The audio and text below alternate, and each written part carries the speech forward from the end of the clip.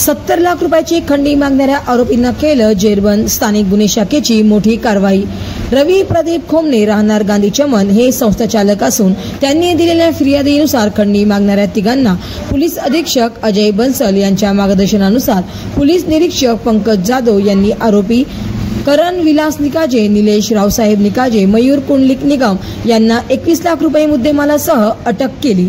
उर्वरित आरोपींचा शोध चालू आहे। पुढील कारवाईसाठी सदरील आरोपींना पोलीस स्टेशन चंदनजिरा ते हजर करण्यात आले। सदरची कारवाई माननीय पोलीस अधीक्षक अजय कुमार बन्सल, अप्पर पोलीस अधीक्षक आयुष नोपानी, उपविभागीय पोलीस अधिकारी जालना अनंत कुलकर्णी यांच्या मार्गदर्शनाखाली स्थानिक गुन्हे शाखेचे पोलीस निरीक्षक पंकज जाधव, सहाय्यक पोलीस निरीक्षक योगेश उभाळे, पोलीस उपनिरीक्षक राजेंद्र वाघ, पोलीस अंमलदार रामप्रसाद पवरे, सॅम्युअल कांबळे, रमेश राठोड, प्रभाकर वाहक, लक्ष्मीकांत आडे, सागर बाविस्कर, संदीप चिंचोले, सतीश श्रीवास, देविदास भोजने, धीरज भोसले, योगेश सहाने, सोपान क्षीरसागर, चालक सौरभ मुळे सर्व स्थानिक गुन्हा शाखा जालना यांनी केली आहे।